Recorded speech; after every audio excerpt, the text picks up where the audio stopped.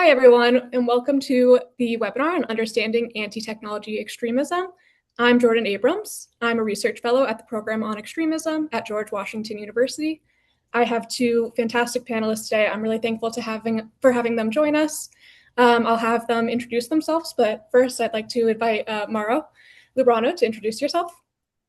Hi, Jordan. Thanks so much for putting this together. And thanks everyone who was attending for taking their time.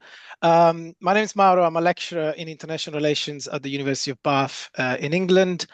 I have obviously authored the book Stop the Machines, The Rise of Anti-Technology Extremism, which is the main reason why I'm here.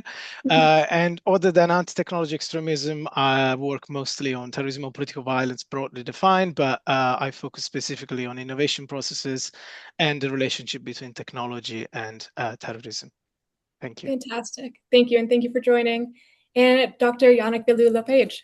Yeah, so I'm an associate professor at the Royal Military College of Canada. Mauro, my work focuses essentially on the intersection of political violence and technology. I'm here because I wrote an article for the CTC Sentinel called Beyond Misuse, Artificial Intelligence, Grievance, and the Future Landscape of Political Violence, in which I essentially posit a new wave of political violence being fueled by AI-related grievances. Thank you so much, and thank you for joining. Before we start, I just want to send a quick reminder to the audience. We do have a Q&A box. If you do have any questions, please feel free to put them in there, and we'll do our best to get all those answered as we go on. But to get us started, I want to start with you, Mauro. You identified in your book sort of three strains of anti-technology extremism. You have eco-extremism, insurrectionary anarchist, and eco-fascist. Can you describe sort of the differences between each of those strains and how they interact with technology? Absolutely. And I think this question allows us to present immediately one of the most important aspects of anti-technology extremism, which is flexibility. It's an ideological current that allows a combination between different ideological perspectives. But to get to your question, these three milieus all share this opposition to technology, but obviously they're very different. You know, putting insurrection anarchism and eco-fascism in the same sentence is already a bit weird in the first place. So let's look at how they view technology. Now, insurrection anarchists, which, parentheses, are not Antifa, have nothing to do with Antifa, is a different ideological strand, essentially view technology at the same time, simultaneously, as a sort of a essence, as a sort of like system that has got out of control, but then at the same time as a tool in the hands of what they call techno elites, which is a sort of amalgamation of classic economic and political elites with and technological elites. So essentially, they view technology as something that the techno elites are leveraging to build what they call a prison society. So a new totalitarian society where machines are used to control individuals. So there's narratives of surveillance, of control, of oppression, of exploitations, and so on. If we move to the eco-extremist side, then eco-extremism is a phenomenon that emerged in the early 2010s in Mexico before spreading to other parts of South America and then Europe. Eco-extremism essentially views technology as the cosmic enemy of what they call wild nature.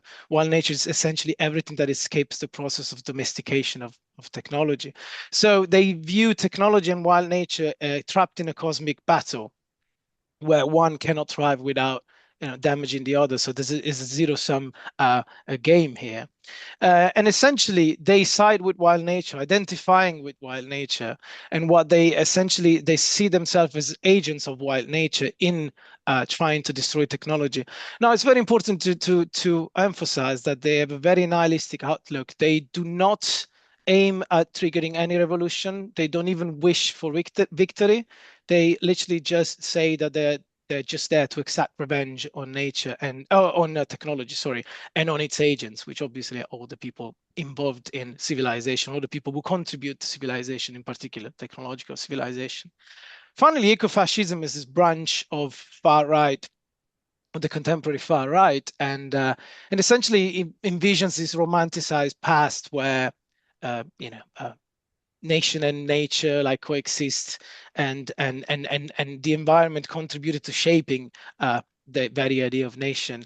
And essentially modern technology has severed this ties with nature, with the environment, and contributed to degrading the white race, essentially. It's also important to emphasize that they also argue that technology is sort of allowed what they deem inferior races to thrive, and so to challenge white people. Now, despite all these differences, they do share some common aspects. And I identify four common aspects. The first one, they all see technology as a system. So technology not as individual devices, but technology as a complex system where all parts are related to one another. This is important because it means you cannot distinguish good from bad technology. They're all part of the same system of oppression, domination, exploitation, and so on.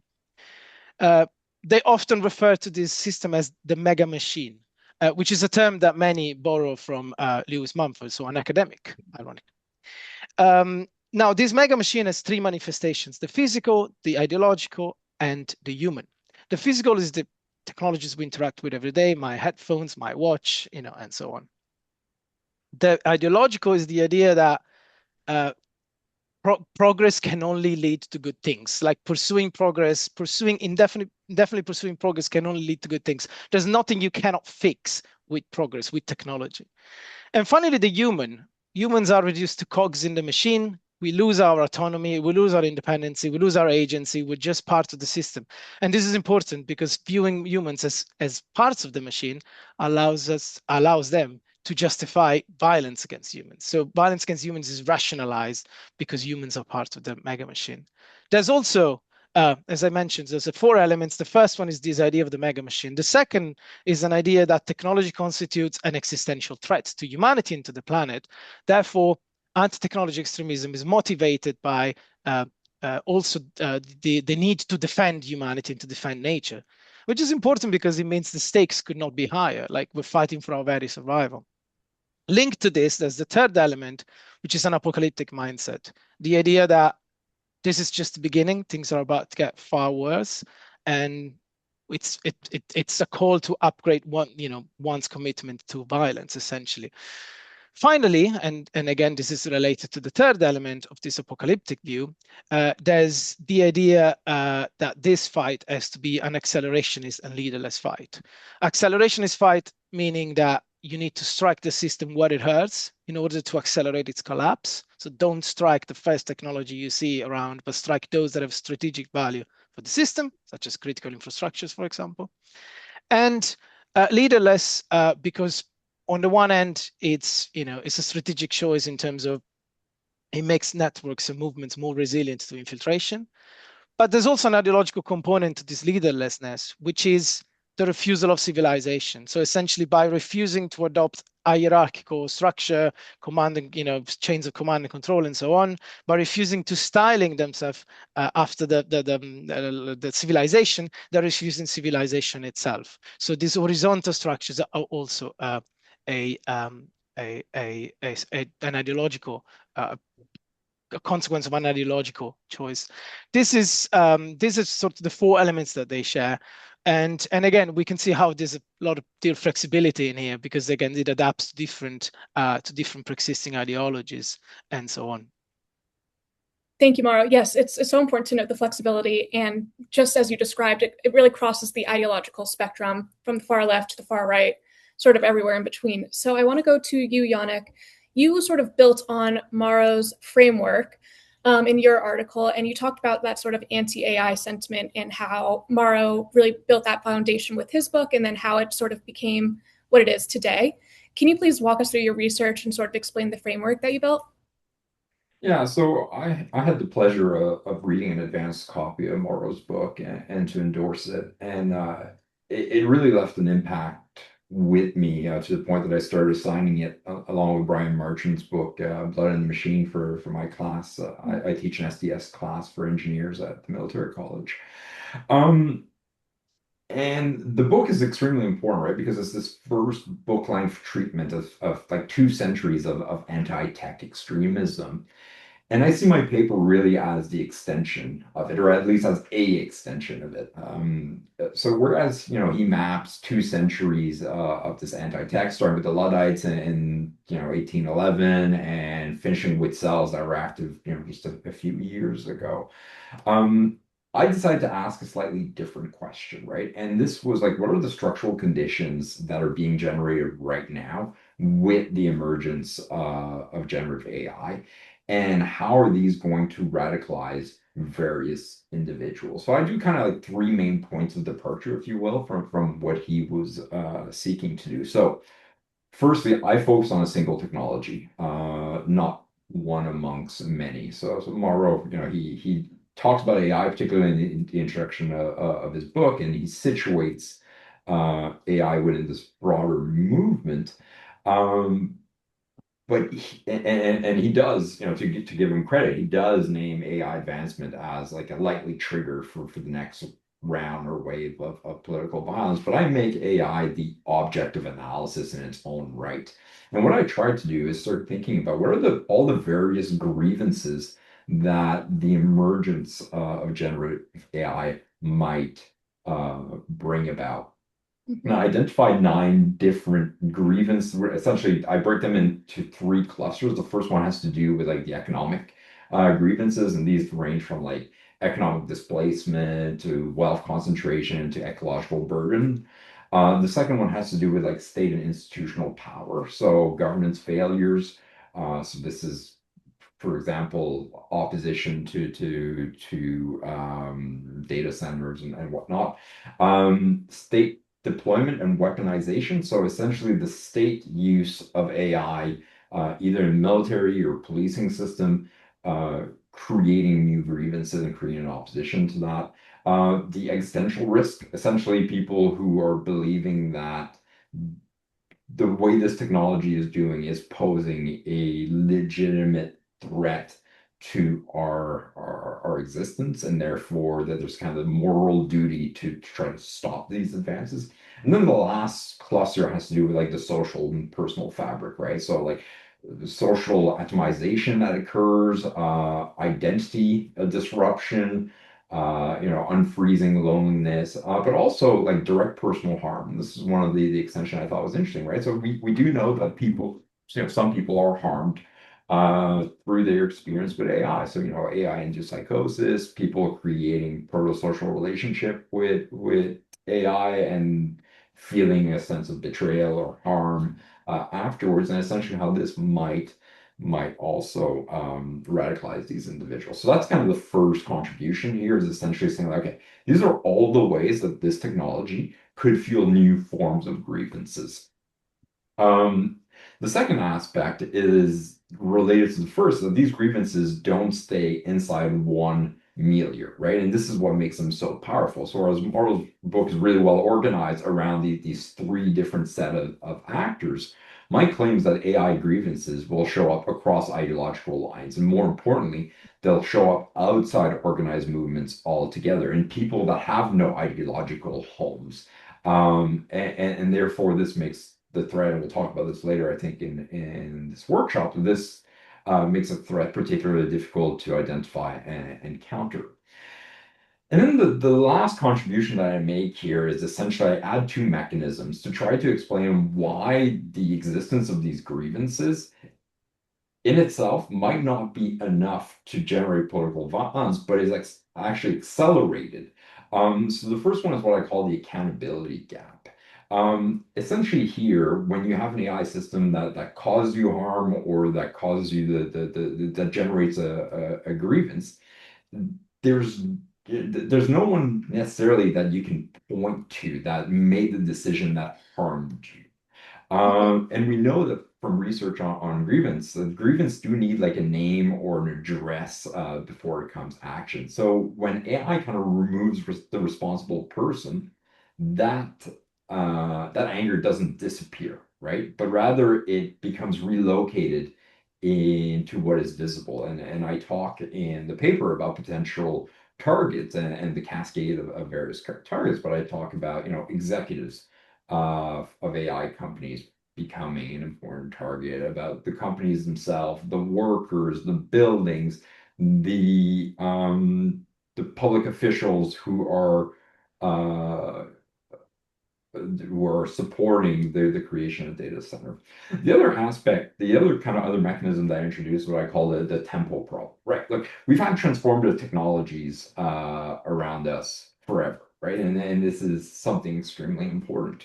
But what I would say here is that the rate at which these AI technologies being deployed, it's happening very, very quickly.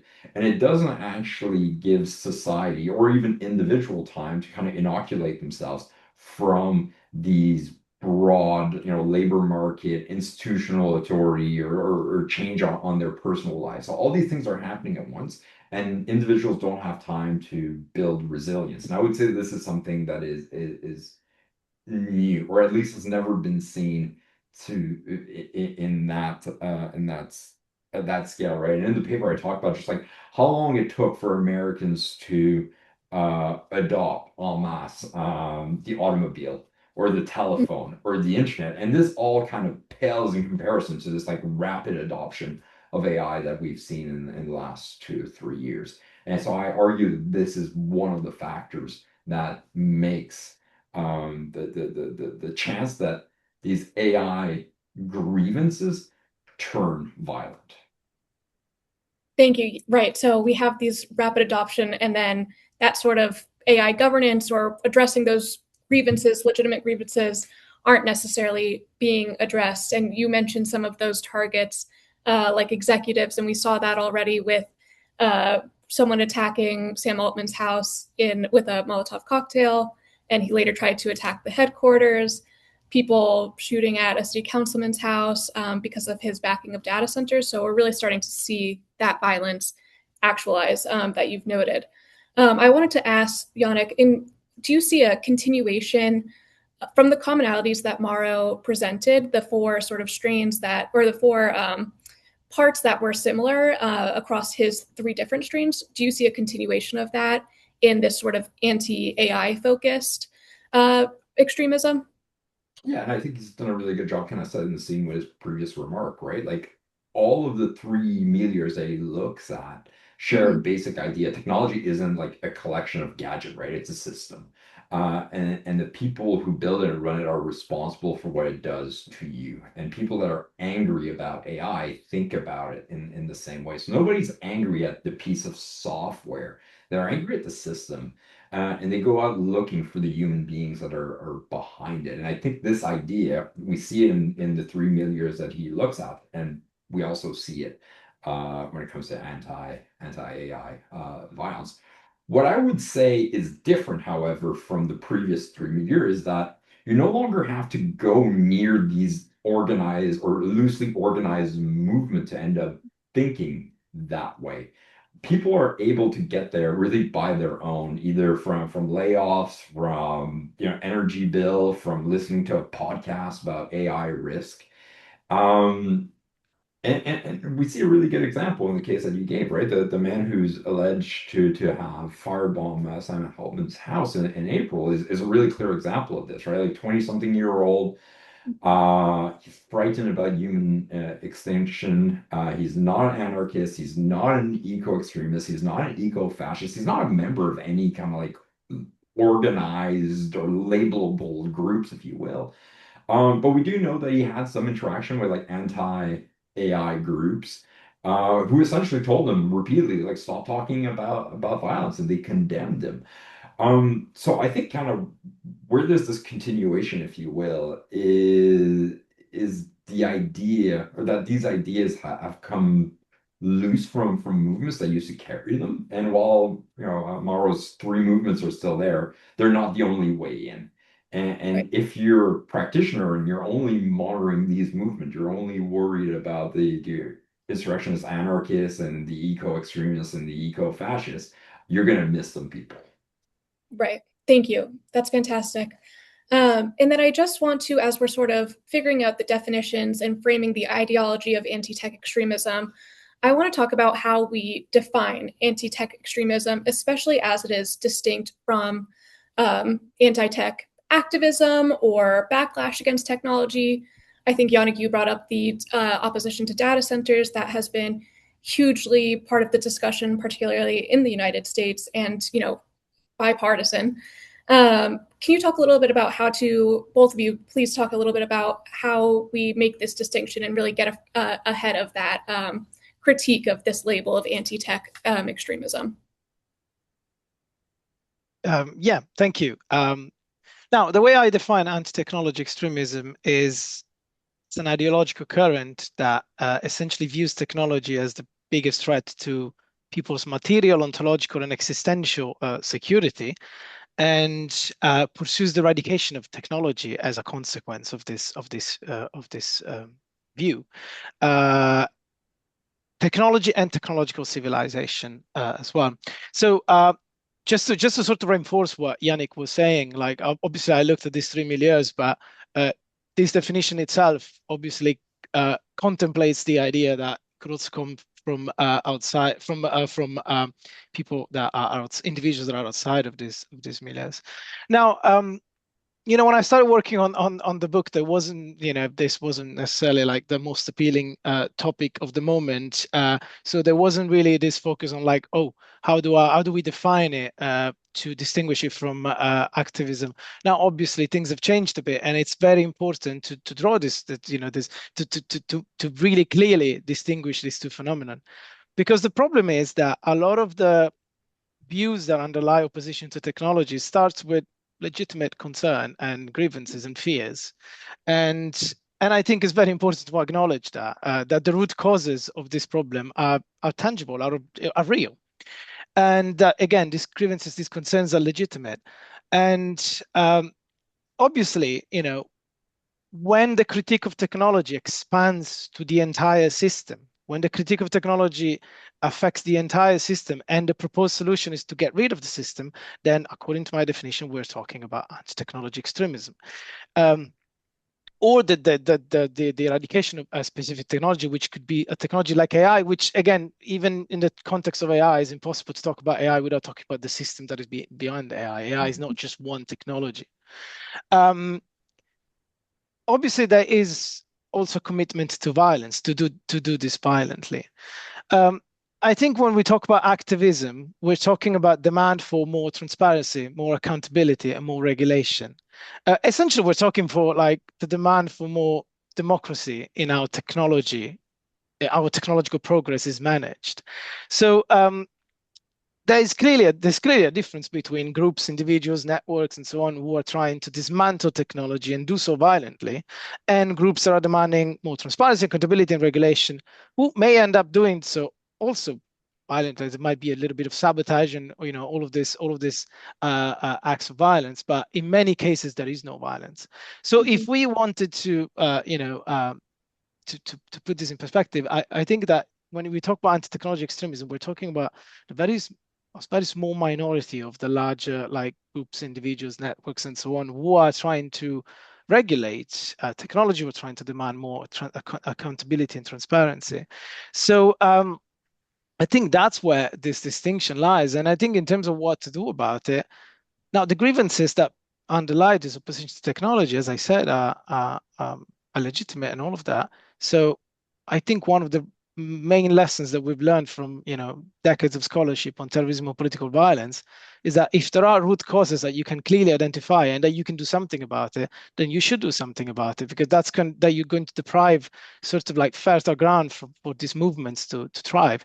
If you don't do so, what you might end up doing is pushing these individuals towards this ideological container, which is anti-technology extremism, which is already there, has always been, has been there for a long time. There are individuals who are very, influential within this space, and who eventually, if you, don't give the political opportunity to people to address these grievances, people are going to be pushed towards that direction. So it could be quite counterproductive. So I think this distinction is very crucial, in particular right now, more than one, definitely more than when I started working on this topic. Absolutely. Yannick, did you want to add anything? I know some of what Mauro just mentioned kind of touches on the tempo problem, the accountability problem that you mentioned before. Did you want to add anything to how we make that distinction? I mean, for me, one of the things that I'm trying to kind of keep as a clear line in the sand, if Mm-hmm. you will, is the notion of violence, and that's really where I'm trying to keep that distinction.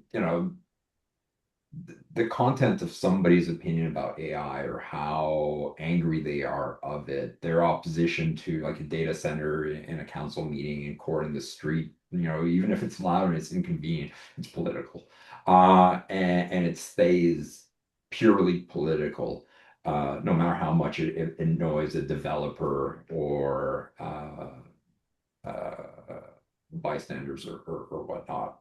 Really, we start talking about anti-tech terror or extremism for me when we start committing or planning violence, and that's where it stops being purely political and it turns into political violence and extremism. And this is a distinction for me that is extremely important because what we don't want to do is we don't want to securitize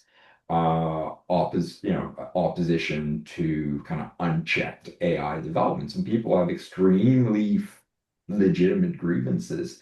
And one of the things that we've seen is that when you essentially take these grievances and you securitize them and you securitize that entire year, you make the meteor much more radical. And I do think this is one of the place, particularly when I was reading this article, but also this is kind of when I started reading Morrow's book, that it's one of the places where I think we need to really learn from our lessons, particularly in the post 9/11, about how we talk about like political Islam and how we talked about marginalized communities.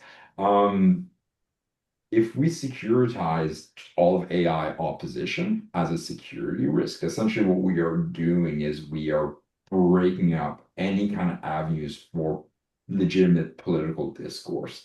And that just, again, that narrows it makes that accountability gap much greater and it accelerates the risk of violence. So when I'm essentially kind of talking to policymakers or tech sector, I really kind of say like, look, for this to fall under the terrorism or the CT umbrella, there needs to be this element of violence. Mm-hmm. Otherwise, it's something different. Can I Absolutely. add, if I can add something?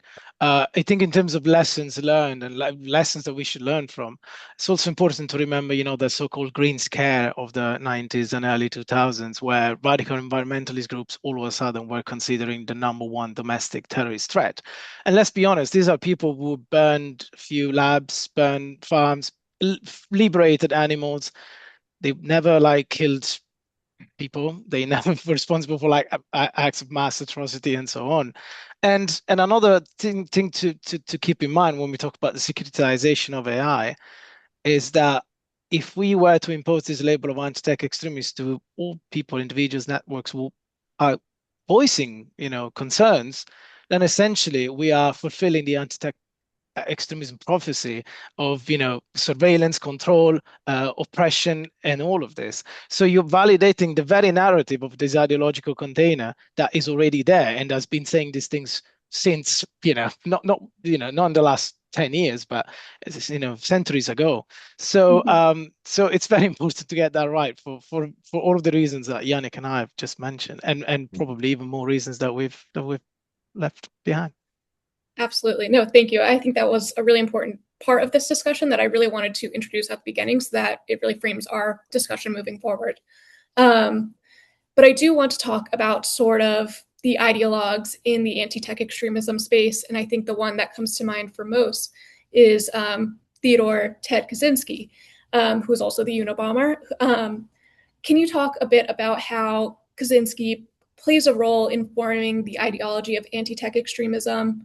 He's had this sort of post-partisan acceptance and popularity on a widespread level. So can we talk a bit about how Kaczynski has positioned himself or has been positioned, I guess, more appropriately across the ideological spectrum of anti-tech extremism and what that means for the sort of anti-AI focus of today? Mm. Yeah. Shall I start? Go for it. Well, I always make this joke when talking about the influence of Kaczynski. I always make it's not really a joke, but let's frame it as a joke. I always say that basically nowadays to be an anti-tech extremist today without dealing with Kaczynski is like being a communist without dealing with Marx. Like you have to deal with him in a way or another. You might not agree with everything he said, and in fact, they don't. You might learn a bit from him, but you have to deal with him. It's like you cannot simply pretend he doesn't exist, because of course his manifesto like provides, the first modern interpretation, contemporary interpretation of anti-tech extremism, and his deeds have also informed like the modus operandi of some of these groups. I've mentioned eco-extremists towards the beginning of this talk, and there's this network in Mexico, individually standing towards the wild. They fundamentally disagree with a lot of things when it comes to Kaczynski, but in terms of modus operandi, they've been quite similar, like sending parcel bombs to CEOs and that kind of stuff. Similar, also insurrection anarchists have done similar things.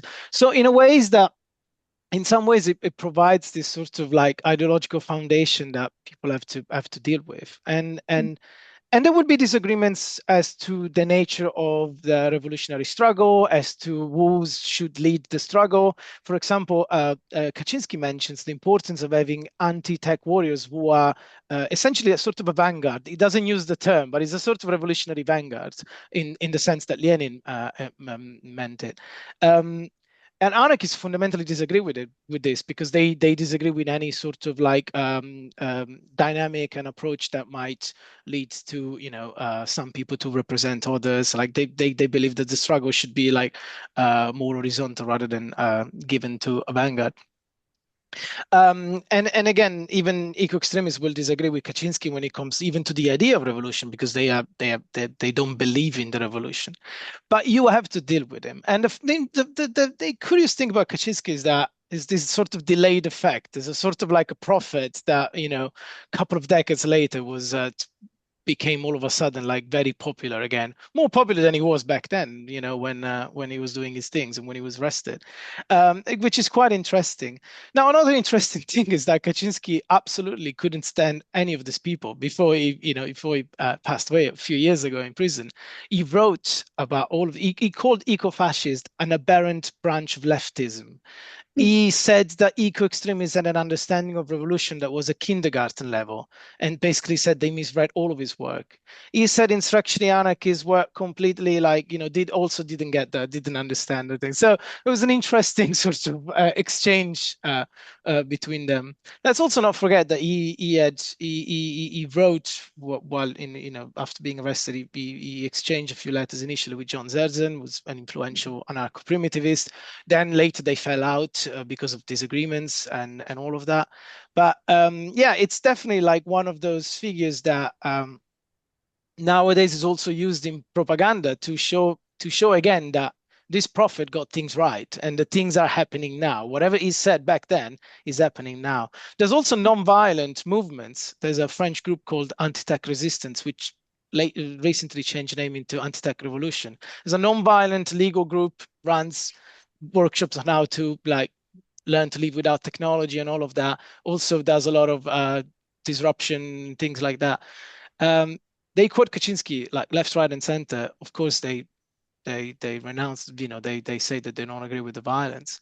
But it's remarkable to see that even in this context, in a non-violent context, Kaczynski is used again as this prophet, as someone who got it right, and someone where, and also essentially as an entry point for the ideology. Like you read his manifesto, and then you can form your opinion on it. But you read his manifesto, and you have an idea of what this anti-tech stuff is about. If you're already harboring some sort of like, hate feelings towards technology, and then you find the reading, then it really seems like someone who got things right ahead of time.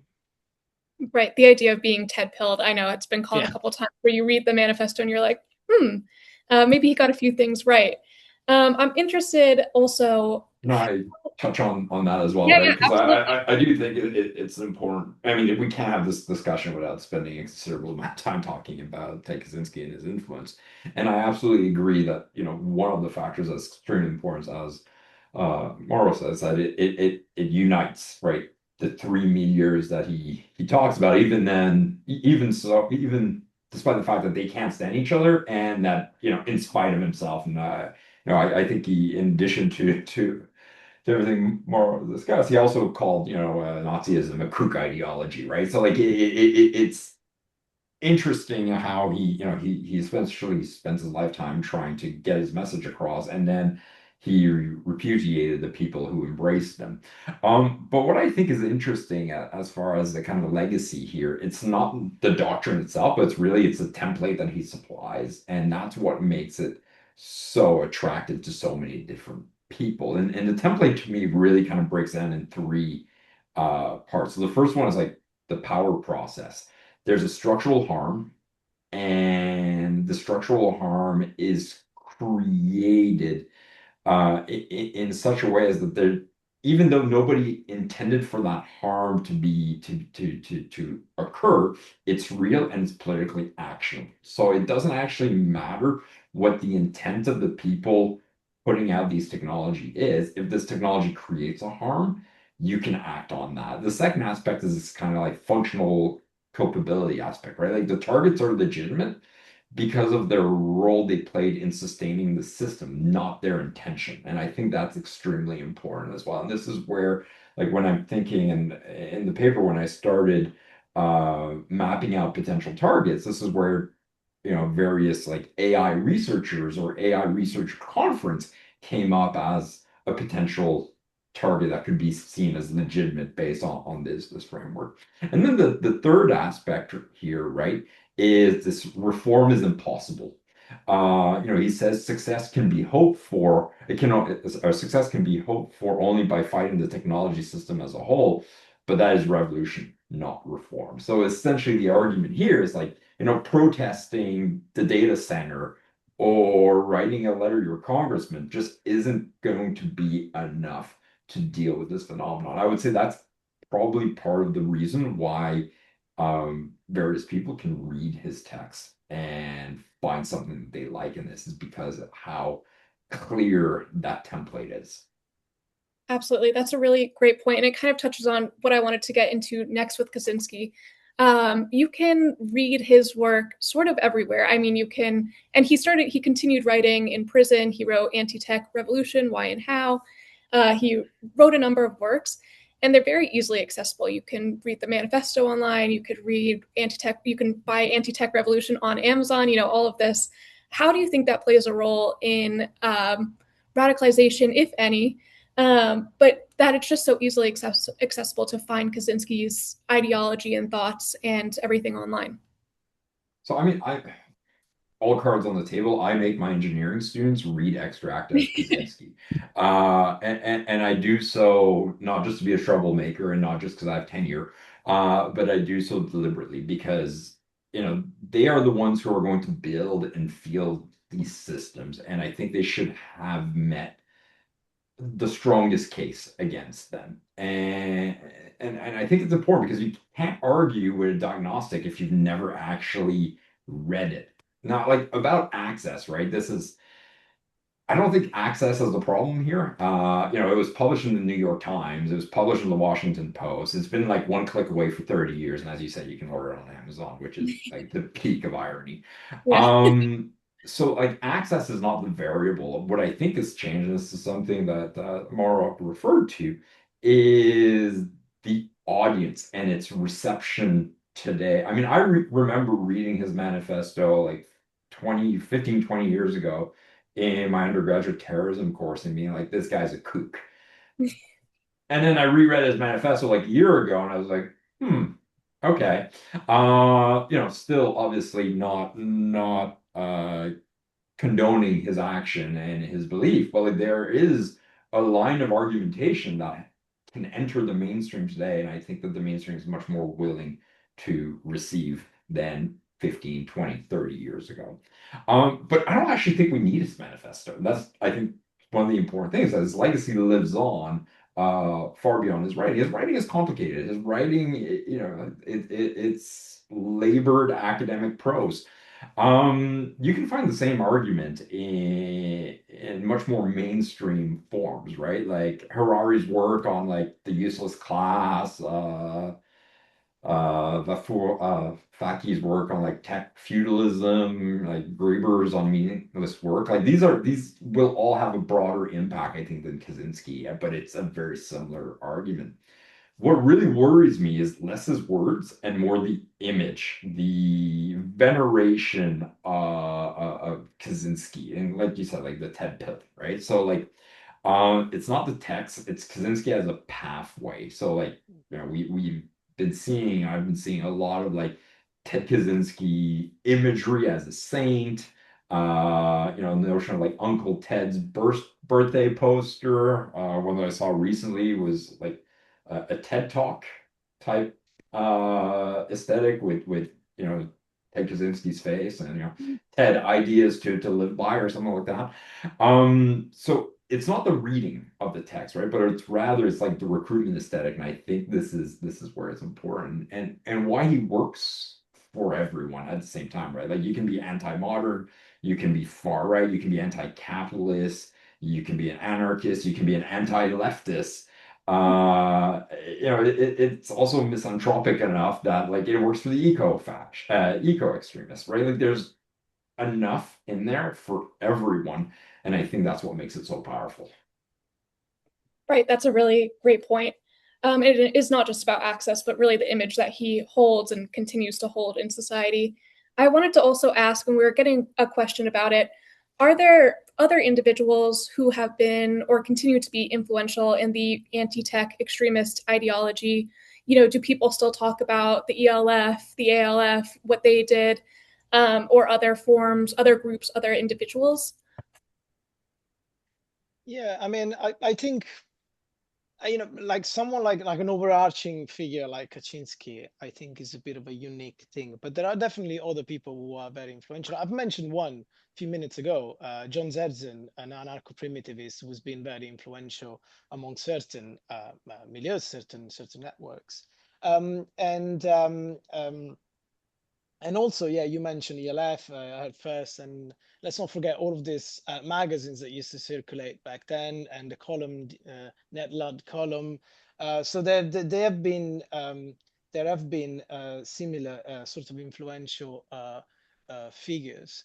Now, then within the respective milieus, at least in my work, I've noticed how you do have certain figures that, again, within that specific milieu, become more influential. This is could be because of something they have written, like in the case of Kaczynski, but could also be in the case of something they have done, again, like the case of Kaczynski.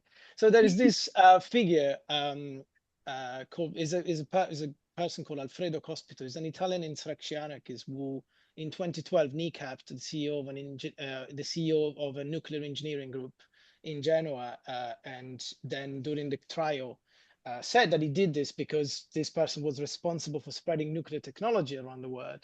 Um, he has become a sort of like a very influential person within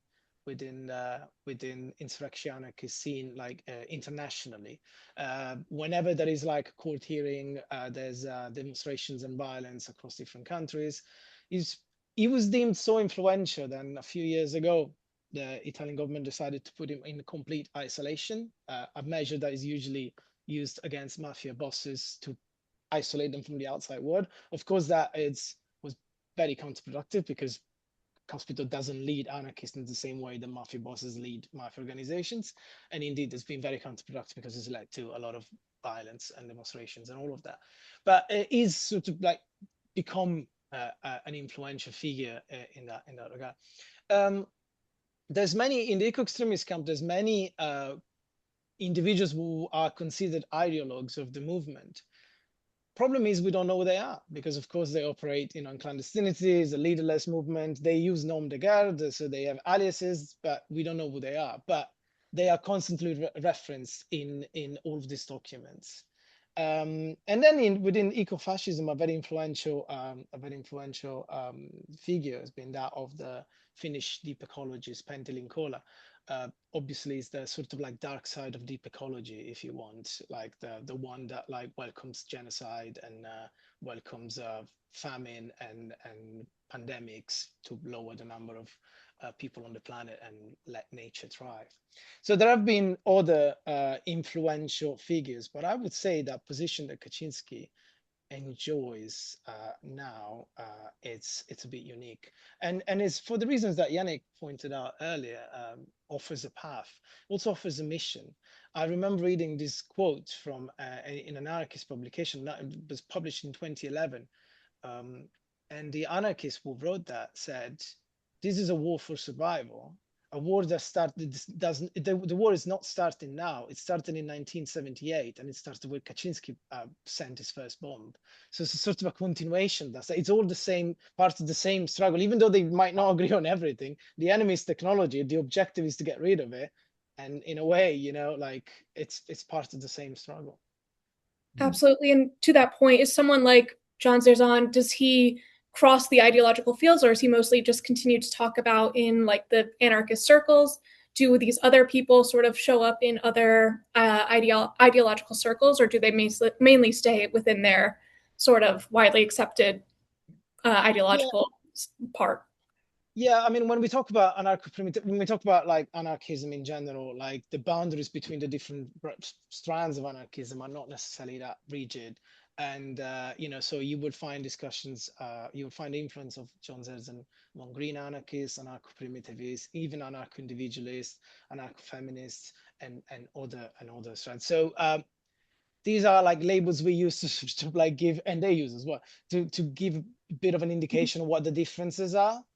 But you also find discussions about John Zerzan among insurrection anarchists, even though then there like are disagreements there, because Zerzan never advocated for violence and never sanctioned violence as a legitimate means. Thank you. I know we've. Oh yeah, please. I was just gonna kind of go on a slightly different way here, which I think is also really important as far as when we're thinking about like influence on the anti-tech ideology. Well, like Kaczynski had to go like digging in libraries to build his argument and obscure books about technologies that almost like nobody read, right? But like today, somebody doesn't need to dig anywhere to make this. A lot of these claims that like AI could destroy us or destroy our way of life are being made in public at volume by the people that are building these systems in Senate testimonies and companies' own like safety document by CEOs on stages. Like when I give this presentation, if you will, or when I talk about my article, I have the slides and it's all clippings from press conference and talks that the CEO of Anthropic, of OpenAI, of Facebook, of NVIDIA said. And I'm like, if you read these things, like, a third of white collar jobs are going to be annihilated in 5 years, or we're going to, money is going to cease being a thing that we use, or lawyers are going to become irrelevant. That in itself is enough to radicalize people. So like whereas Kaczynski had to go looking for like his scaffolding today, I would say like it's handed to you and it comes from like far more authority than anything you could cite because it comes from the AI evangelists, the people that are saying this technology is going to be so transformative, it's going to change everything. And then maybe when we talk about like what can be done, but like one of the things I would say, we're thinking about like counter messaging is like, guys, get your PR teams to start thinking about what you are saying and how it's being received by the general population, because you are inflaming some of the grievances with some of your discourse about these like rapid societal changes. So, there's this whole intellectual argument that's being made, but there's also the one that like most people that aren't taking time reading STS books, but they see it on the television, they see it on the news, they see it on Twitter, they see it on their podcasts. And that's, I think, where a lot of the fear and the grievances are being generated from. Right. There's a lot of discussion of that, like apocalyptic language and coming from people in power, leaders, and things like that. And that, as you said, really just inflames the grievances already. I want to move from sort of that, the definitions, the ideological framing, to sort of the threat landscape today. I want to talk about you've mentioned a few different strains of anti-tech extremism. We have a question about do people that engage in sabotage against like 5G towers, who are sort of um, on that spectrum of anti-tech beliefs, that Maha kind of stuff, do is there a group that's specifically more dangerous as we look to sort of anti-AI, and how that will sort of empower threats? Is there one group that's more dangerous than another? Mara, you mentioned that the ELF, ALF conducted sabotage attempts, but they never did anything lethal, at least to my knowledge, I believe. Can we talk about what the threat landscape looks like today and where those groups might be committing more violence? Yeah, thanks for the question. I think, I mean, we need first things first, we need to acknowledge that we are in a post-organizational like kind of situation here. Of course. We shouldn't like think of groups as a more like classic notion of group. When we think of groups like the Individualists Tending Towards the Wild, or the Informal Anarchist Federation, or the Conspiracy of Cells of Fire, we're talking about labels more than groups. We're talking about affinity groups, so that is small cells or individuals who embrace a cause and carry out acts of violence with what they have when they can and against targets that are available. We're not talking about sophisticated operation, prepared within groups, with a clear group with a clear hierarchical structure for months.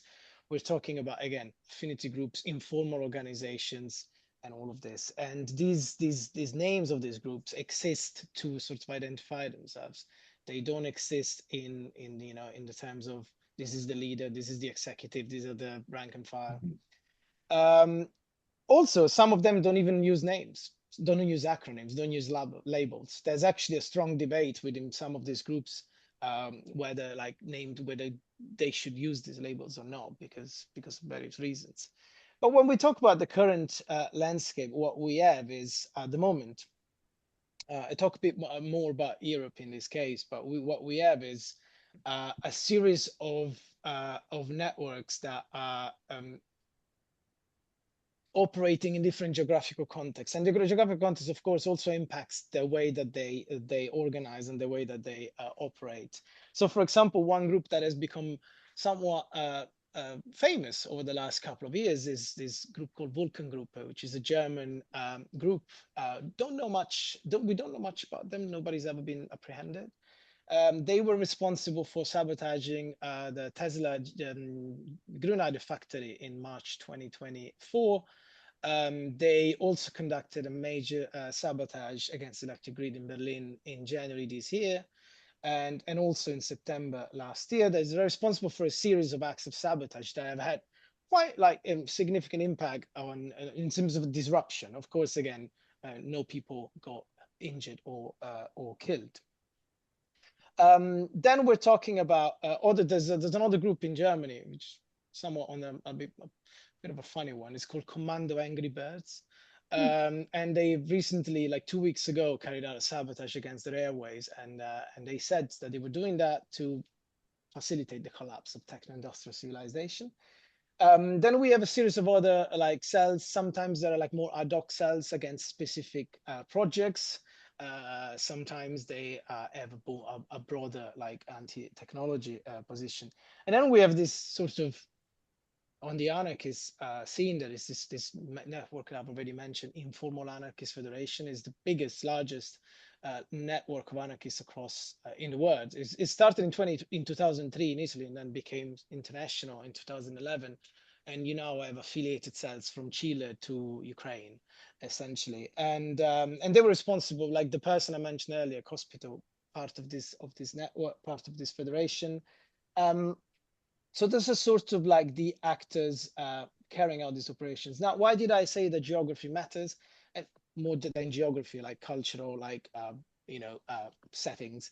It's because Europe has a long-standing history of this sort of organized, clandestine, squatting networks, and sort of militant networks, as opposed to other parts of the world where we may perhaps see different manifestations of this. So the again, there is no, I wouldn't say there is one to make a maybe perhaps a daring comparison. There is no Al Qaeda of anti-tech. There is no ISIS of anti-tech. It's a variegated and diverse landscape, a threats landscape, where you have several individuals, sometimes disenfranchised, sometimes a part of networks, sometimes parts of cells, and yeah, sometimes more like focused on technology, sometimes parts of these larger milieus, which also include technology as one of their targets and enemies. Yeah, I also think that one aspect that's useful here, kind of concept that's useful here, is Janoff and Kim's idea of like social technical imaginary. And essentially their argument is that various societies or culture or kind of like geographically bounded communities think about their or imagine their relationship with technology differently. And essentially, their original case had to do with like nuclear power, right? So, like in the United States, nuclear power was seen as this kind of like runaway technology that needed to be contained. In South Korea, it was imagined as like atoms for development. So, like the same technology, the same reactors, very different ways of conceptualizing the future, and therefore what type of political action is required. I think we're seeing kind of the same thing with AI today, right? Like in the United States, there is, at least from the administration, there is this kind of discussion of like, let's go fast. We need to beat our competitor, particularly we need to beat China when it comes to development of these things. We need to go fast. We need to break things. And there's been this kind of like, the administration has adopted the kind of Silicon Valley notion, like move fast, break things, and that is the way to ensure prosperity. In Europe, there's always been a push more when it comes to emerging technology towards regulation and sovereignty as a way of protecting individuals and as a way of constraining technologies. And I think that in many ways is going to shape the responses and the way that various, it's going to shape essentially how these grievances are acted upon, right? In the United States, if individuals believe that the administration, all level of governments are literally just going to move fast and break things, and that any kind of pathways to constraining or adopting this technology and are more responsible or ethical or whatever it is that they want way is blocked off, then violence becomes perhaps more attractive. In Europe, if there's a belief that the European Union or even national governments are willing to constrain these technologies, I would say that's probably a protective factor as well. I'm not saying we're not going to see anti-AI violence in Europe. We already have.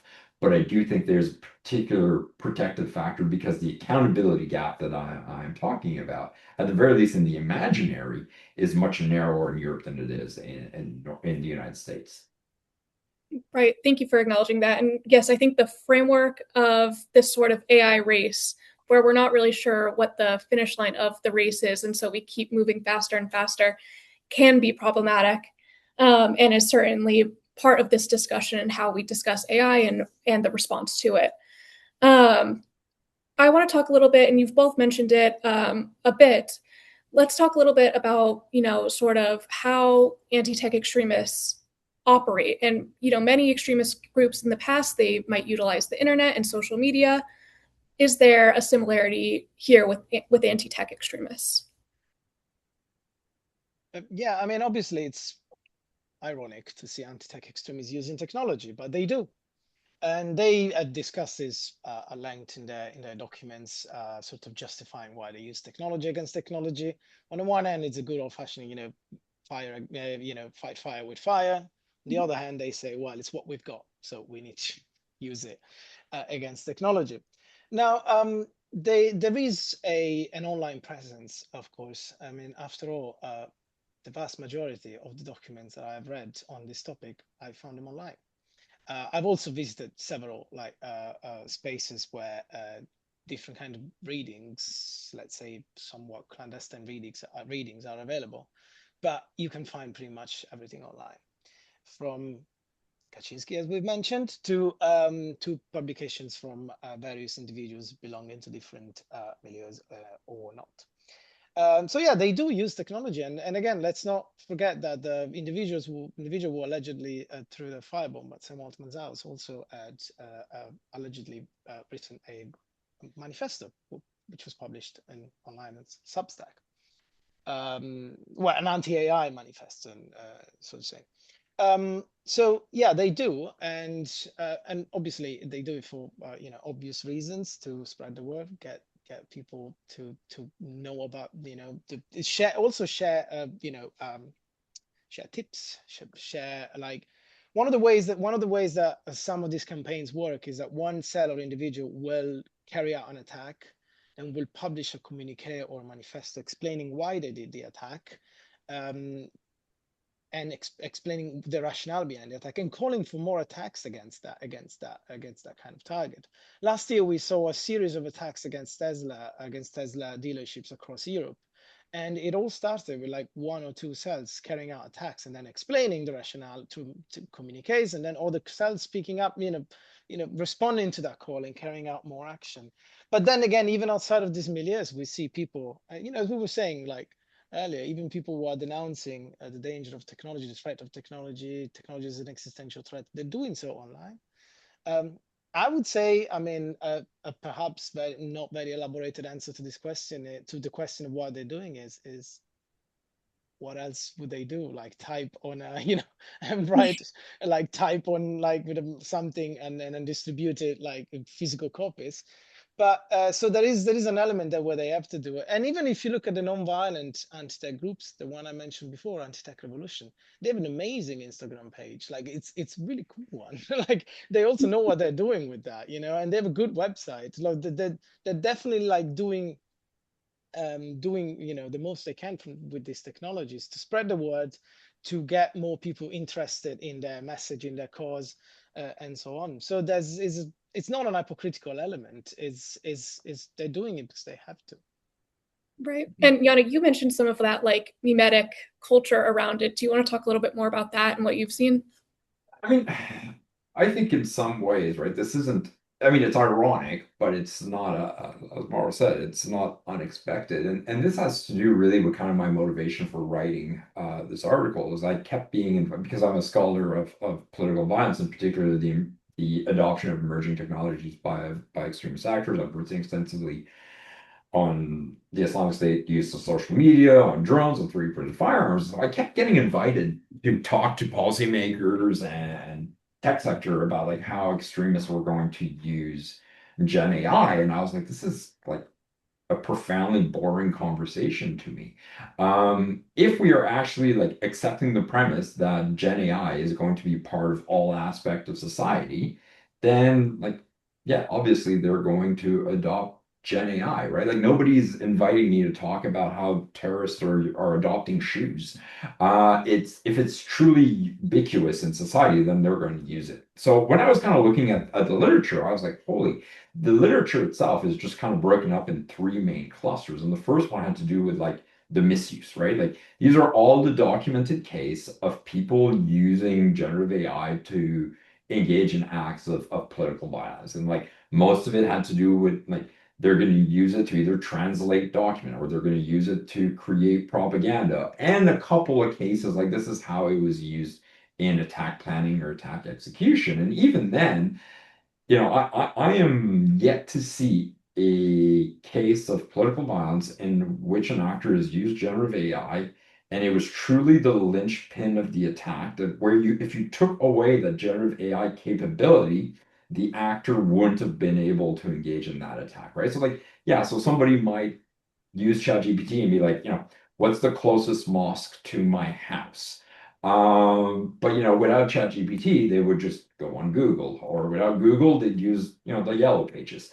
So that was kind of like the first cluster, and I found it like profoundly uninteresting. The second cluster essentially had to do with like how can we use generative AI in countering extremism, right? So essentially, like, what are the ways that we can have these we can essentially leverage generative AIs in ways in counterterrorist application. That's important. It's an interesting conversation, but again, it was missing this big aspect here for me, which was like, what is the role of this technology in fueling a new form of political violence? Thank you. Yes. Okay, that's fantastic. And sort of into my next question, and you mentioned how Gen AI has been used in the past for different acts of political violence. Um, Sort of moving away from that entirely, but how does like target selection work in attack tactics, and what do they tell us about perpetrators and their intent for anti-tech extremism? Yeah, so like this is something I touch on in my Mhm. book, How Terror Evolves, where I kind of I take back this idea, which isn't my idea. It's well established within terrorism scholarship, but it's a notion of the substitution effect, which essentially says that once you harden a particular target, once you make a target inaccessible, individuals don't just say like, "Oh, geez, I was going to do X, but now I can't, so I'm gonna, abandon these designs and I'm going to become a productive member of society instead." They simply go to the kind of the next target. And this comes out of literature on aviation security in the 1970s that essentially showed that with the introduction of metal detectors in airport, there is a substantial drop in airplane hijacking, but there's a corresponding increase in embassy takeover, assassination, and bombing attacks. So essentially, the people say, okay, so this particular avenue is no longer accessible. What is the next one? I think here, this is one of the things that I think is particularly interesting with this phenomenon is when we start thinking about the substitution effect. So to me, some of the kind of clearest, most evocative or high profile targets are the tech CEOs. But what we have seen in recent years is tech CEOs investing an insane amount of money in personal protection. So I think the last number I saw was Elon Musk spent something like $14 million a year on personal protection. He's got a security team that rivals that of a state dignitary. So essentially, as this target, for example, as a potential target becomes inaccessible, the question is where does it where's the substitute Mhm. to? So like data center, as data centers get hardened, what's the next target? And I think one of the things that kind of scared me as I was writing this paper is to me, the kind of cascades of target came down to individuals that are generally outside the normal kind of like CT framework. AI researcher, AI conferences, university centers, but also local politicians who are generally have very little protection. And but are generally seen as like the face or the most accessible face of the deployment of AI in geographical areas, particularly with the approval of data centers. And I think we saw that case, for example, with the shooting against the councilman's house. So this is essentially one of my kind of worries is that you can displace the threat, but as long as the grievances remain, the threat remains existing. And the more you displace it, the more it goes towards a soft target. Yeah, if I can add something to that, Mhm. I agree with everything Yannick's just said, and on top of that, I would say that there are, of course, like historical examples of attacks on CEOs from and other like and other like more available, like less secure targets that could provide a sort of template if you want. But another thing that I find interesting when it comes in particular to attacks on infrastructure is how and why certain infrastructure gets selected. Now, of course, they are deemed strategically important to the system, and there's an idea that if you strike them, you might accelerate the collapse of the system. It also sometimes there are soft targets like railways are a big target of anti-tech extremists because of course how can you secure kilometers and kilometers and kilometers of railways? Another thing that I find interesting, and I've been thinking about this lately, I think that there's a concept that another terrorist organization has developed 50 years ago that can be used to understand this. So in the 70s, there was this group in Italy called Red Brigades, a Marxist-Leninist group. They developed this concept of heart of the state, where essentially they were saying that whatever the current project of the state was that represented the bourgeoisie, represented the imperialism and so on, had to be attacked. And which they used to legitimize attacks on different targets throughout the years. Professors, academic professors, politicians, CEOs, journalists, and so on. They use this concept. They were like, they represent the heart of the state in this particular moment. And I think you can make a similar argument here. So if we look at anti-tech extremism, we see that a few years ago, there was a lot of focus on nanotechnologies, which were considered sort of like the ultimate technology of like people playing God, essentially altering the fabric of reality and so on. Then there was nuclear technologies. Now there's AI. And of course, you can find specific instances where different technologies have sort of become the heart of the system, the heart of the mega machine. And so that is to be attacked. And I came to think about this concept of that the Red Brigades developed in the 70s after I saw the communique of an anarchist group in Germany that attacked a company that specializes on microchips. They said we attacked microchips because nothing nowadays runs without them, so they represent the heart of the mega machine. And I found the fact that they resorted to this term so like in a way amazing, because of course studying these things then you become like you see this and you're like, wow, they're really doing that. But also so important because it tells you essentially how they think about what's the target that needs to be attacked, what's the how they come to decide which target is strategically important, because it constitutes this hard to say. Without it, they think, at least they may be wrong, because of course none of them have PhDs in like various different fields of technologies, but they think that this is what makes the system run. And therefore, this is the project of the system. This is what represents the system at this moment. And therefore, it has to be attacked, both for symbolic and for strategic reasons. Right. And it's that idea of sort of propaganda of the deed and things like that that help sort of pick targets and are part of that operational process. I know we're sort of towards the end, and I want to talk a little bit about responses and sort of the future of this trend and what this all looks like.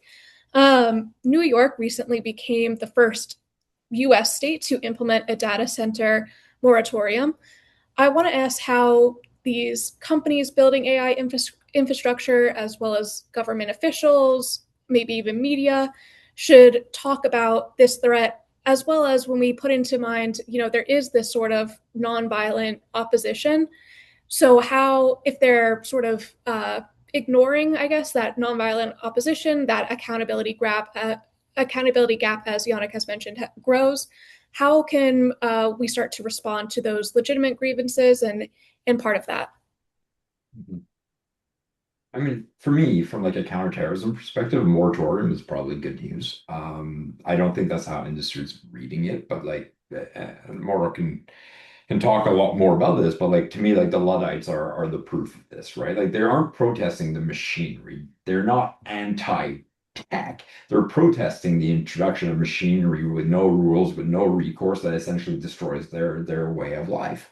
Where regulation did exist, you don't see machine breaking at anything like the same scale. So regulation isn't necessarily like concession to grievance. It's mechanisms that keeps grievances inside institutions. So, I do think, in the case of New York, right, like a permitting pause for a large facility while it allows like the state to does environmental study paired with like community investments is one way to ensure that accountability gap is narrowed. I also think that like there's concrete asks that could come from this that would essentially lower the pressures. Like stop treating, public consultations like PR events.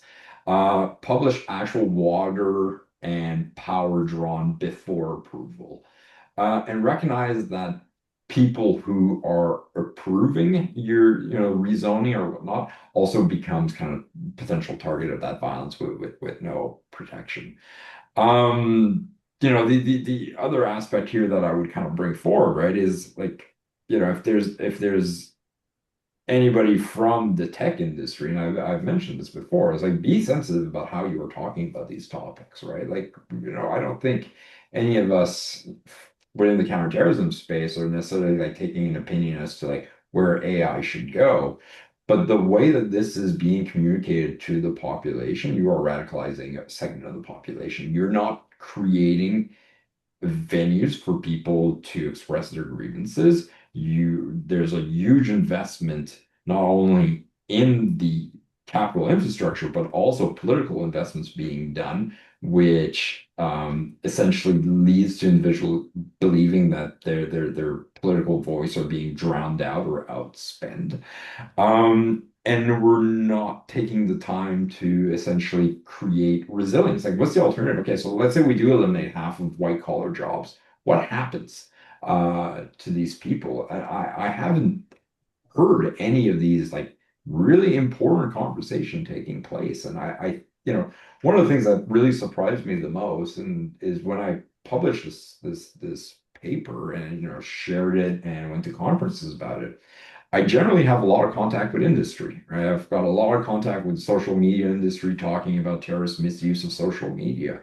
I have yet to have any formal conversation with any of the large providers of AI technology about this. It really does seem like either something that they've dismissed, the threat of political violence against them, or simply like a cost of doing business. And that, to me, is probably one of the most surprising outcome of that work. Yeah, I agree. Again, I agree.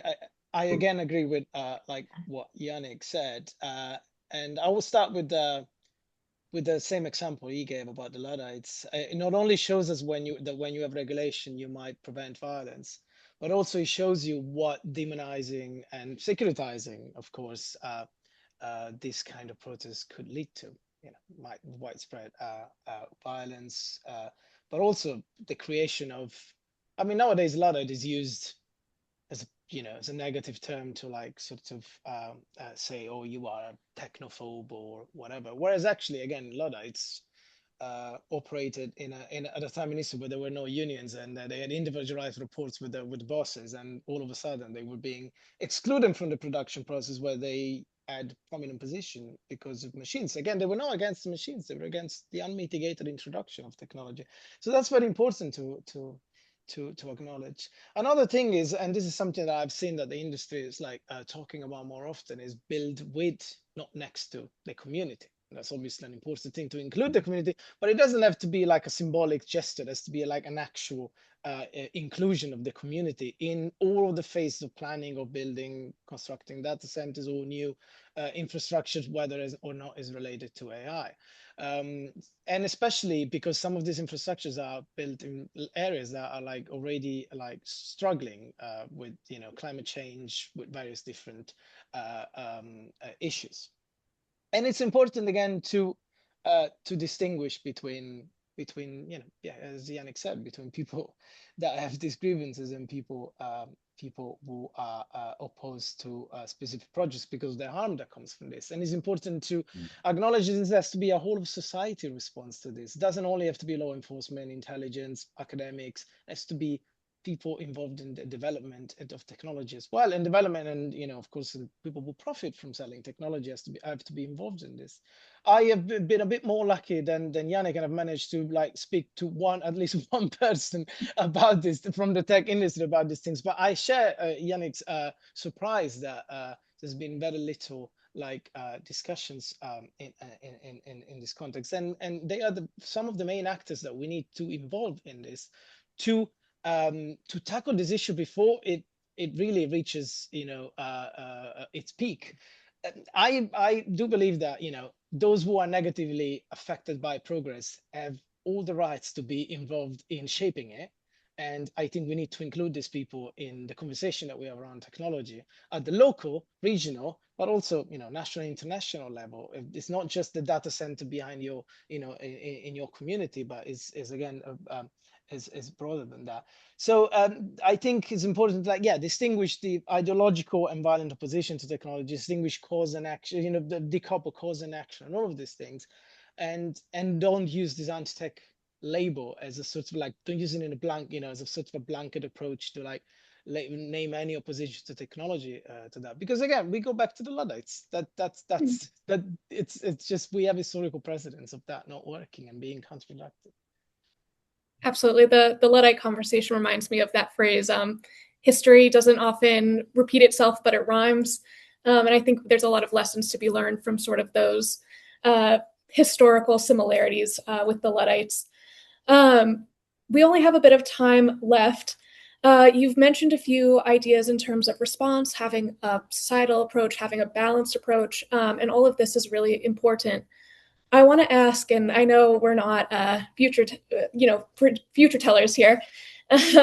What do you think this trend sort of looks like in the future? Mara, you mentioned climate change, and that's sort of interesting to me as in regards to sort of this anti-tech idea with wildfires and different things going on all over the world. Maybe not just climate change, but how do you both see this trend progressing, and if you have any sort of thoughts on what that response and how we can continue to shape that? Yeah, I mean, I think the anti-technology threat has to be viewed and understood within the context of the poly crisis.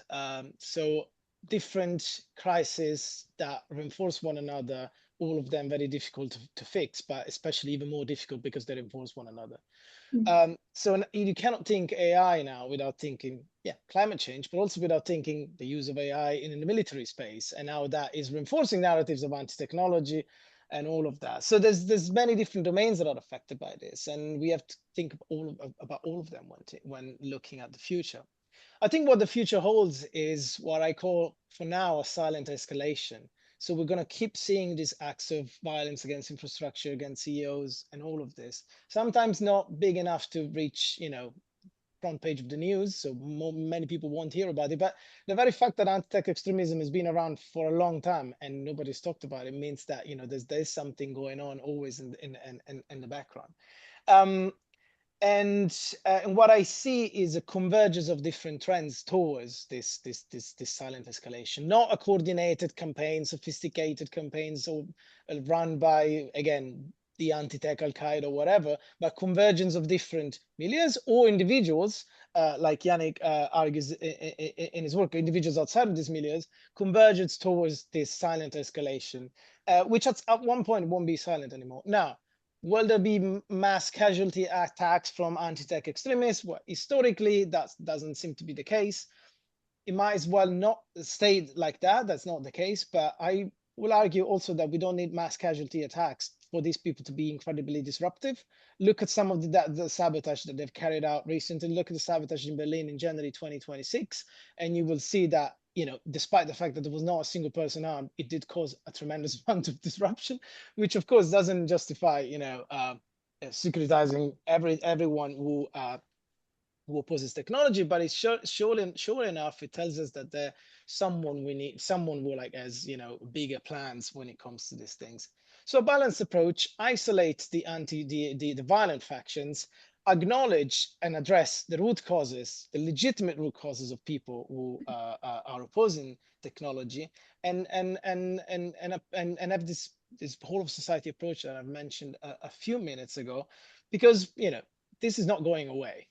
It's here to stay. And if there's one thing that I agree with the anti-tech extremists, that things are about to get worse. So we have this opportunity to be proactive about this, because a few of us have spotted these signs. We have an opportunity to be proactive rather than reactive. We don't need to wait until something big happens before we do something. We can do something, but we have to do it balanced, and we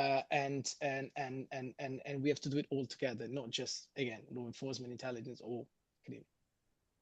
Thank you. Yannick, if you want to add. Yeah, so there's a couple of trajectory that I kind of map out, right? So I think kind of the most likely one is more of what we're seeing in Europe's kind of low level sabotage of substation cables and construction side. It's like tens of millions in damage, not necessarily any casualties, very few arrests. At the same time, one of the phenomenons that I think is interesting is the kind of merging of geopolitical grievances to anti-tech, anti-AI. And the best argument that I brought forward is like, we know that in several global conflicts, states have incorporated AI into their war machine. And the clearest examples that I can give is like IDF. The IDF has used AI in their targeting system using things like Lavender. And I do think this in itself creates a new threat vector that is really interesting, where somebody who is in opposition to Israel's action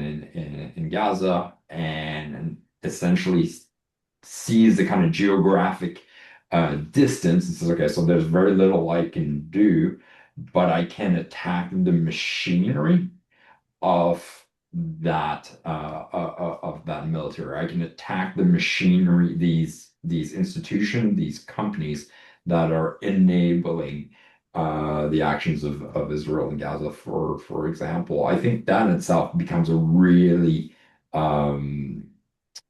a powerful kind of vector and not one that we've talked about a great deal. And it's important because particularly if there starts being like the an imperative of necessity, like we need to attack data centers in order to save the lives of Palestinians. We need to destroy data centers in order to stop a genocide. And we've seen kind of Palestinian action in the UK using very, very similar language in the sabotage of companies that create military equipment. So that itself is one of the places that I can see this kind of sabotage uh, trend expanding and becoming broader scale. I think in North America, we're going to see more attacks on local officials. That is kind of like my number one worry. Because I have a very strong belief that like no matter kind of what side of the aisle or what your politics are, like a functioning democracy needs to be insulated from political violence. And I am very fearful that the violent anti-AI movement will coalesce more and more on attacks against local officials. And then the other kind of threat vector that I've considered, I think it's less likely, but I think it has the potential of being really catastrophic. And there's no documented case within the tech sector, but we have other cases that allows us to start thinking about this. Is this notion I started talking about of the insider threat, right? So either a worker in a facility that is becoming heavily that starts using like heavy AI and starts replacing the workforce, deciding to sabotage their place of work. And I think the kind of the parallel to be done here would be in April, there was a warehouse worker in California who filmed himself setting fire to toilet paper warehouse and explaining his grievances and linking his action to that of the man who killed Brian Thompson, the CEO of United Healthcare. So that's one. The other place where I think is kind of interesting again with this insider threat that we're not talking about is like insider threat within tech companies, right? Like if AI really has this existential threat associated with it that we are constantly being told about, right? Like Anthropic saying, oh, well, we can't release this model because it is so powerful. Well, the first people who are going to have access to this technology are insiders to this technology. And I kind of wonder what the threat, like what the insider threat kind of looks like, right? And this is kind of like, you know, the whole, the old joke that, you know, like the tech worker essentially says like, oh, I've looked into the abyss and I'm leaving Silicon Valley and I'm gonna go grow potatoes. Well, that's one way of going, but the other kind of logical thing is that this is a threat, and therefore I'm not just going to leave Silicon Valley. I'm going to start fighting against that system. And I do think that's another kind of threat vector that is not part of the conversation at all that I think is worth. So these are kind of where I'm seeing this going. Thank you. Yeah, thank you both so much. That is a really interesting point to end on. I know we don't have that much time left, and I apologize if we didn't get to all of the questions. But this was a really fantastic discussion, and I know there will be lots more to come out of this, I hope. Before ending, I just want to note that the program on extremism is accepting abstracts until September 30th for our second global extremism paper issue. This all focuses on AI and includes a section if people are interested about anti-AI and anti-tech sentiments. For those interested, you can find more on our Program on Extremism website. And with that, I want to thank both of you so much for joining this discussion today, and I hope our audience found it interesting.